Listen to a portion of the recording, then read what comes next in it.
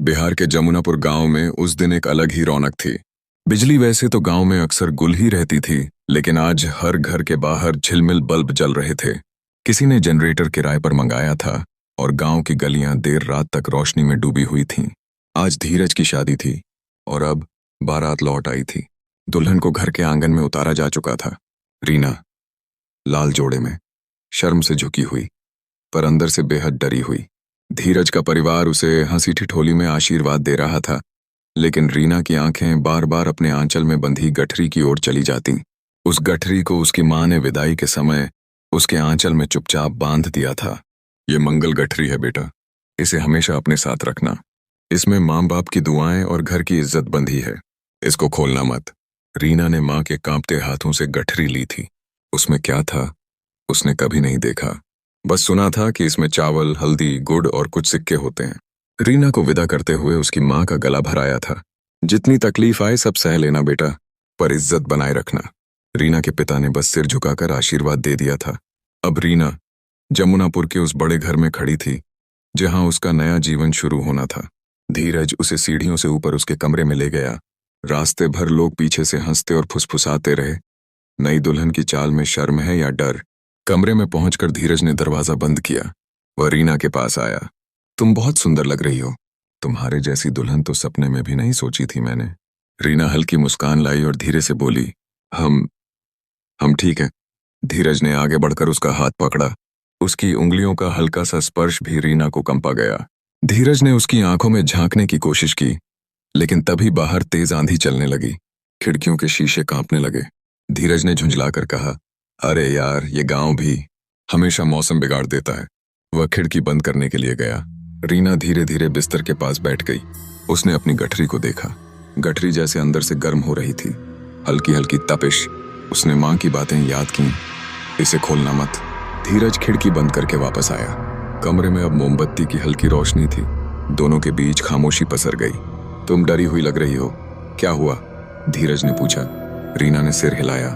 नहीं, कुछ नहीं, बस नए घर में डर लग रहा है। धीरज ने उसे हल्का सा गले लगाया और बोला, सब ठीक हो जाएगा।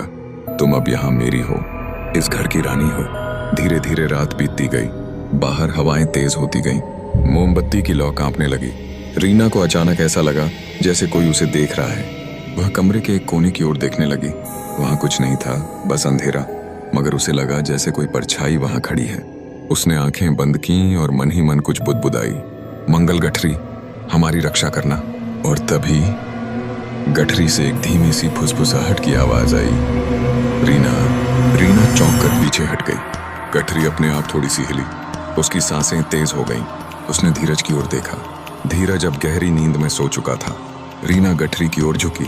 उसकी धड़कनें इतनी तेज थीं कि उसकी हलचल कमरे में गूंज रही थी। गठरी से फिर आवाज आई, तुमने इसे खोल दिया तो तुम्हारा सब कुछ खत्म हो जाएगा। रीना ने घबराकर गठरी को अपने आंचल के भीतर छुपा लिया और बिस्तर के कोने में दुबक कर बैठ गई। बाहर आंधी और तेज हो गई। खिड़कियों से मिट्टी और पत्ते उड़कर कमरे में आने लगे। मोमबत्ती बुझ गई। अंधेरे में रीना ने एक और परछाई देखी, वही कमरे के कोने में। अब की बार वो ज्यादा साफ दिख रही थी। एक औरत, झुकी हुई, उलझे बाल और आंखें जो खून जैसी लाल थीं। वह धीरे धीरे रीना की ओर बढ़ी। रीना ने अपनी गठरी कसकर पकड़ ली। परछाई ने फुसफुसाकर कहा, तुम्हारा चेहरा बिल्कुल मेरे जैसा है, पर तुम मेरी जैसी नहीं हो। रीना चीख पड़ी, कौन हो तुम? क्या चाहती हो? परछाई हंसने लगी। उसकी हंसी इतनी डरावनी थी कि कमरे की दीवारें कांप उठीं। धीरज करवट लेकर उठा। क्या हुआ? रीना, सब ठीक है? रीना ने कुछ नहीं कहा, बस गठरी को पकड़े रही। उसकी आंखों में आंसू थे। धीरज ने उसकी ओर हाथ बढ़ाया। रीना, डरने की जरूरत नहीं है, मैं हूं ना।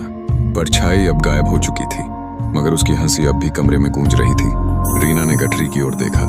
अब वो पूरी तरह ठंडी हो चुकी थी।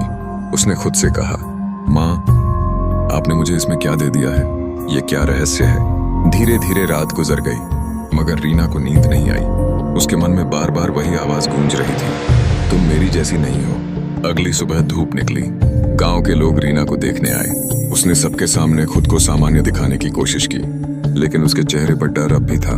धीरज की माँ उसके पास आई और बोली, बेटा, आज से ये घर तुम्हारा है। तुम्हें बस हमारे घर की परंपराओं का ध्यान रखना है। रीना ने सिर झुका लिया, मगर उसके दिमाग में वही परछाई नाच रही थी।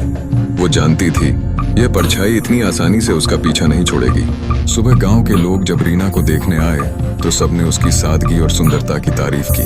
रीना के चेहरे पर हल्की मुस्कान जरूर थी, लेकिन उसकी आंखों में वही डर अब भी झलक रहा था। हर कोई कहता था कि नई दुल्हन का पहला दिन ही उसकी असली परीक्षा होती है। रीना चुपचाप सब सुन रही थी। धीरज के परिवार ने दोपहर का भोज रखा था। आंगन में बड़ी सी दरी बिछा दी गई थी, पत्तल सजाई गई। गांव के बड़े बूढ़े, औरतें, बच्चे सभी खाने के लिए जुटे। रीना सबको देखती रही।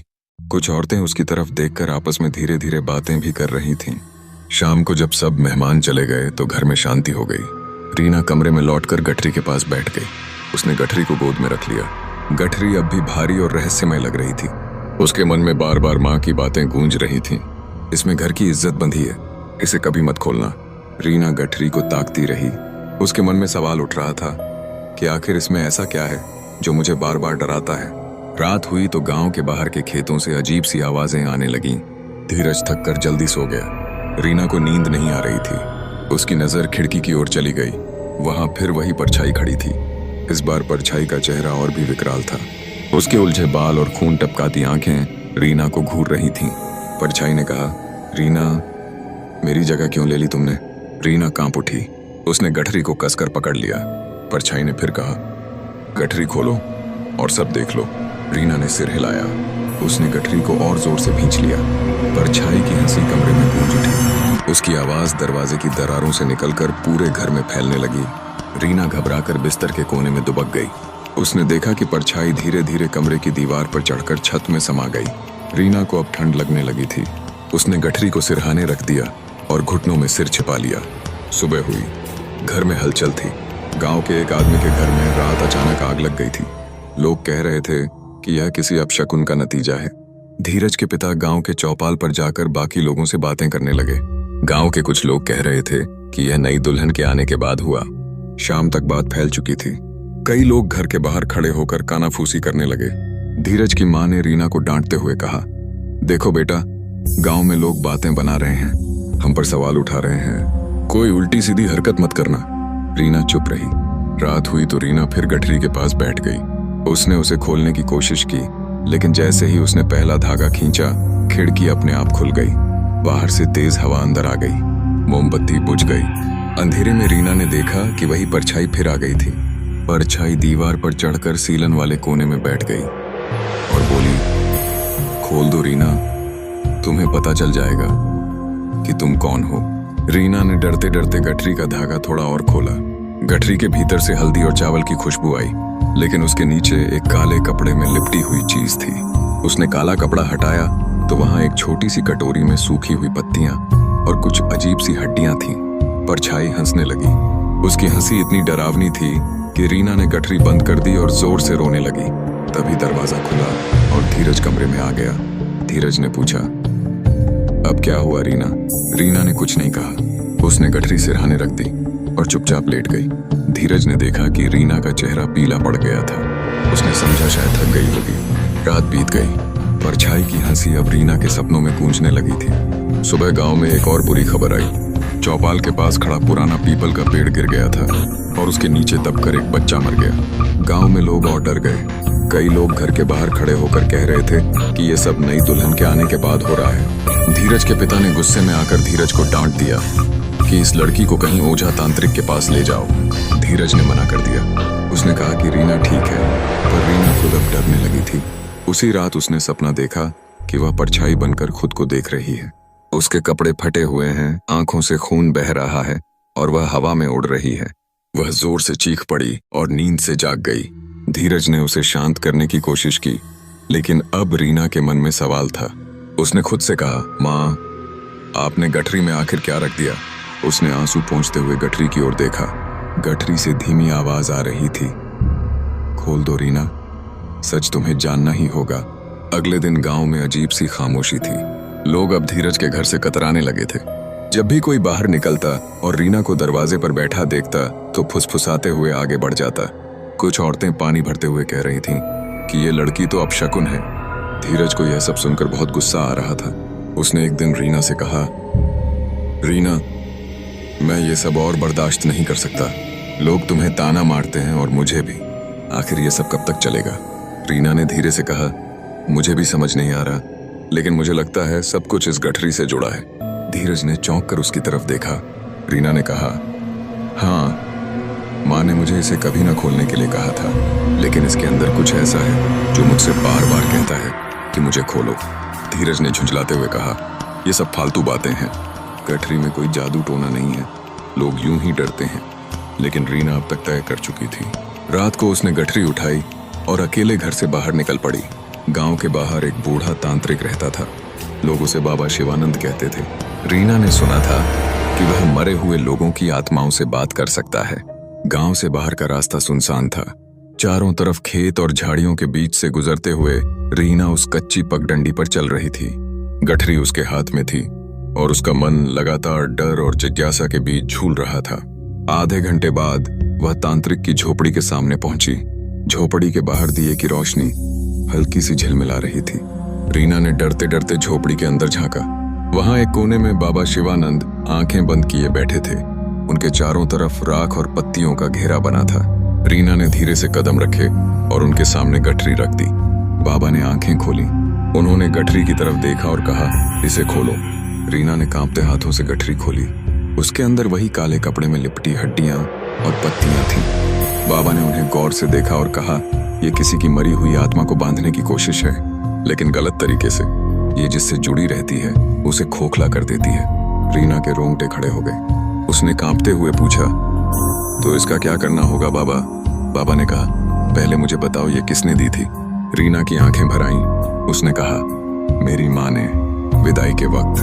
बाबा कुछ देर चुप रहे, फिर बोले, इसका मतलब है कि तुम्हारी माँ ने तुम्हें इस श्राप के हवाले कर दिया। शायद उसकी भी मर्जी न रही हो, लेकिन जिसने ये बनाया उसने इसके जरिए तुम्हारी जान लेने का इंतजाम कर दिया। रीना घबरा गई। उसने कहा, बाबा, तो अब क्या होगा मेरे साथ? बाबा ने कहा, इसका अंत करना होगा और इसके लिए तुम्हें वही करना होगा जो आसान नहीं है। रीना ने कहा, आप जो कहेंगे मैं करूंगी।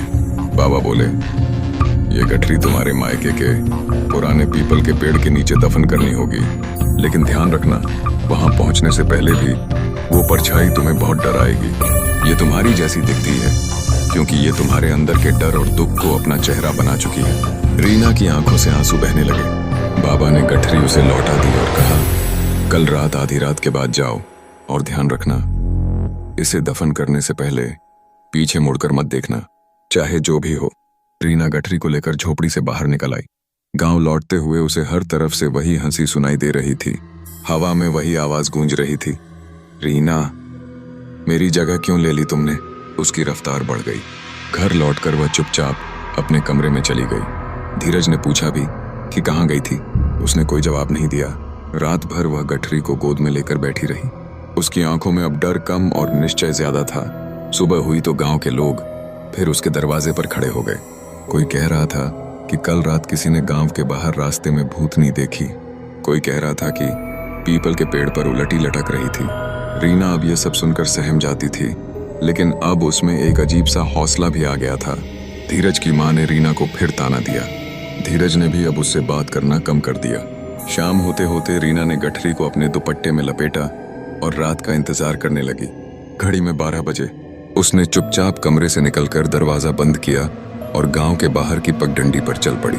आसमान में बादल घिरे थे, ठंडी हवा चल रही थी। रास्ते में कई बार उसे लगा कि कोई उसके पीछे पीछे आ रहा है। उसने पीछे नहीं देखा। हवा में फिर वही आवाज आई, रीना, मेरी जगह क्यों ले ली तुमने? वह कांप गई, लेकिन उसने अपने कदम नहीं रोके। आखिरकार वह पीपल के पेड़ के नीचे पहुंच गई। पेड़ के चारों तरफ घना अंधेरा था। रात की नमी से जमीन गीली हो चुकी थी। उसने गठरी रखी और अपने हाथों से मिट्टी खोदनी शुरू की। तभी पीछे से परछाई की हंसी गूंजी। तू बच नहीं पाएगी रीना, तुझे मेरी जगह लेनी ही होगी। रीना का दिल जोर जोर से धड़कने लगा, लेकिन उसने खुद को संभाला। उसने गठरी को गड्ढे में डाला और मिट्टी डालने लगी। जैसे ही मिट्टी डालकर उसने गड्ढा भर दिया, हवा एकदम शांत हो गई। उसने राहत की सांस ली, लेकिन तभी पीपल के पेड़ की डाल पर वही परछाई बैठी दिखाई दी। उसका चेहरा अब भी विकराल था, लेकिन उसकी आंखों में अब एक अजीब सा दर्द और नफरत दोनों झलक रहे थे। परछाई ने कहा, मैं लौटूंगी रीना, मैं लौटूंगी। और हवा के झोंके के साथ वह गायब हो गई। रीना ने कांपते हुए आंखें बंद कर लीं। रीना के चेहरे पर उस रात के बाद से एक अजीब सा सुकून था। उसने खुद को समझा लिया था कि उसने गठरी को हमेशा के लिए मिट्टी में दफना दिया। सुबह हुई तो उसने पहली बार घर की देहरी पर बैठकर सूरज उगते देखा। धीरज कुछ देर तक उसे देखता रहा, लेकिन कुछ बोला नहीं। गांव के लोग भी अब उसके दरवाजे से गुजरते हुए वैसे नहीं देखते थे। एक दो औरतों ने तो रास्ता चलते कहा भी कि अब तो घर में शांति लगती है। धीरज की माँ भी 2 दिन तक चुप रही, लेकिन तीसरे दिन जब धीरज काम से लौटा तो उसने देखा कि रीना फिर कमरे में अकेले बैठी है। उसकी आंखें सूजी हुई थी। धीरज ने पूछा कि क्या हुआ, लेकिन रीना ने कुछ नहीं कहा। वह चुपचाप खिड़की के बाहर देखती रही। धीरज समझ नहीं पा रहा था कि आखिर अब क्या ठीक नहीं है। रात हुई। रीना देर तक जागती रही। घर के सारे लोग सो गए थे। हवा में एक अलग सी नमी घुली हुई थी। जैसे ही रात के तीसरे पहर की ठंडी हवा खिड़की के पर्दों से खेली, रीना के कानों में वही आवाज फिर गूंजी, रीना, मैं लौट आई हूँ। उसकी आंखें डरी हुई सी खिड़की के बाहर चली गईं। वहां कोई नहीं था, मगर उसे लग रहा था जैसे पीपल के पेड़ की किसी डाल से वही परछाई फिर हवा में तैरकर उसके घर तक चली आई है। उसने आंखें बंद की और मन ही मन बुदबुदाई कि अब तो मैंने उसे दफना दिया है, अब वो नहीं आ सकती। तभी खिड़की के बाहर किसी के पैरों की चुपचाप सरसराहट सुनाई दी, जैसे कोई दीवार के सहारे कमरे के पास तक आ गया हो। रीना के रोंगटे खड़े हो गए। उसने धीरे से चारपाई से पैर नीचे उतारे। गठरी तो उसने दफन कर दी थी, लेकिन उस डर ने अब जैसे उसकी आत्मा से गठरी बांध ली थी। सुबह जब धीरज ने उसे देखा तो रीना के चेहरे पर फिर वही थकी हुई उदासी थी। उसने रीना से कहा कि अब तुम्हें कुछ दिनों के लिए मायके चले जाना चाहिए। गांव के लोग भी अब ठीक हो गए हैं और तुम भी अपने माँ बाबूजी के पास जाकर रहो। रीना ने सिर हिलाया। उसे भी यही सही लगा। शाम को उसने अपनी माँ को खबर भिजवा दी। अगले दिन सुबह उसकी माँ गांव आ गई।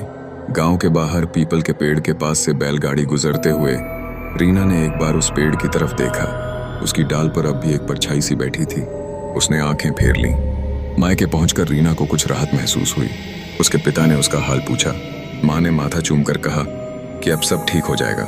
लेकिन अगले दिन ही रीना को अपने कमरे के दरवाजे पर एक गठरी पड़ी दिखाई दी। वही गठरी, वही काला कपड़ा, वही हल्दी और पत्तियां। रीना ने डर कर माँ को पुकारा। माँ दौड़कर आई। गठरी देखकर माँ भी चुप रह गई। काफी देर बाद माँ ने धीरे से कहा कि इसे मैं जला दूंगी। लेकिन रीना जानती थी कि अब ये उससे अलग नहीं होगी। उस रात उसने नींद में महसूस किया कि कोई उसके तकिए के पास बैठा है। उसकी सांसें तेज हो गईं। आंखें खोली तो वही लड़की दिखी जो उसकी ही तरह दिखती थी। वही चेहरा, वही आंखें, लेकिन अब उसकी आंखों में गुस्से के साथ आंसू भी थे। उसने कहा कि मेरी जगह क्यों ली रीना, मेरा जीवन क्यों छीना। रीना ने कांपते हुए कहा कि मुझे कुछ नहीं पता, मुझे माफ कर दो। लड़की ने कहा कि मुझसे मेरी माँ ने सब छीन लिया और अब तुम्हारी माँ ने। रीना की चीख सुनकर उसकी माँ दौड़कर कमरे में आई। माँ ने उसके माथे पर हाथ रखा और बुदबुदाई कि अब इसे यहाँ भी चैन नहीं।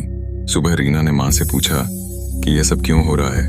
माँ ने काफी देर बाद कहा कि यह सब तुम्हारे जन्म से भी पहले की बात है।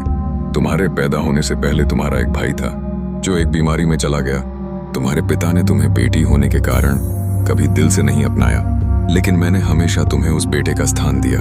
उसी बेटे की आत्मा अब भी अपने हिस्से का जीवन मांग रही है।